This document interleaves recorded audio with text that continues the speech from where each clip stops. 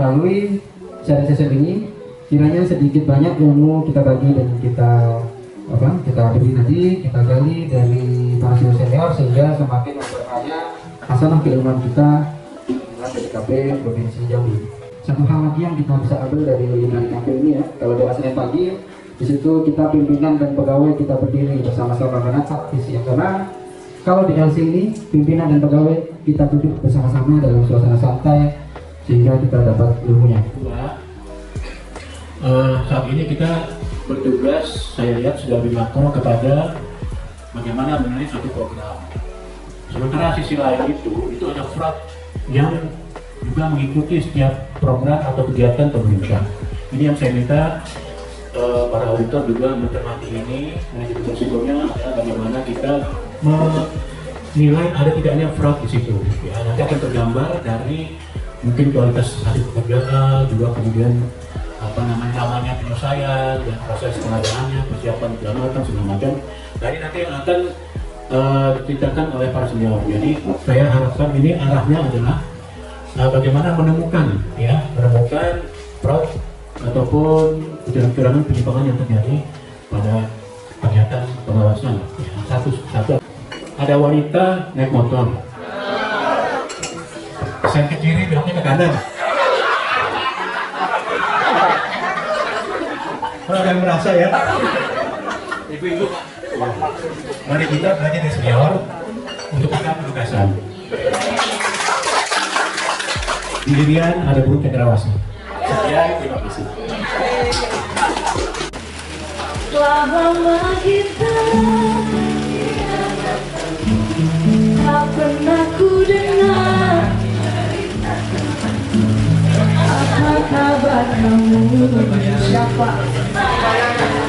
Apa kabar kamu, sayang? Seperti kita tahu, BPKP semakin ke sini semakin mendapat kepercayaan dari para stakeholder, dan kepercayaan itu mempunyai efek ke kita bahwa kita harus terus meningkatkan kompetensi.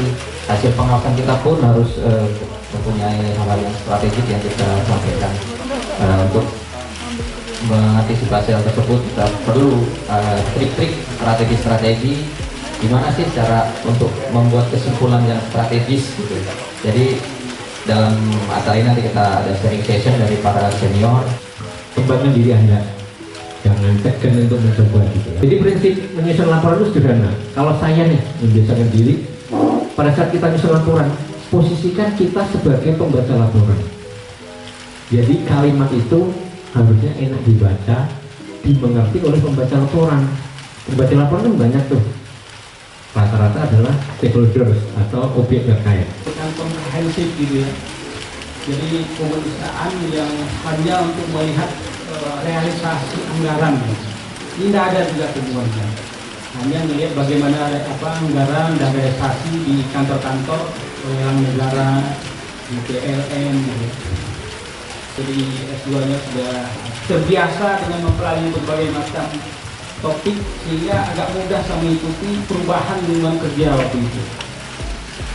Sehingga itu yang maksud saya sangat penting untuk kita banyak membaca, gitu ya, supaya kita bisa keluar dari batin ketidakmampuan untuk memahami di luar akuntansi dan keuangan. Ya, karena di investigasi itu dia walaupun dia ada kaitan intuitif, tapi dia tetap fakta.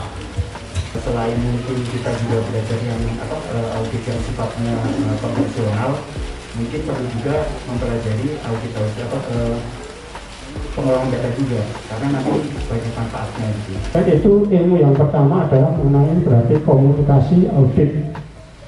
Jadi Bapak Ibu tidak perlu juga langsung ke korupsinya, tapi Bapak Ibu tinjau ke latar belakangnya juga bisa di komunikasi audit.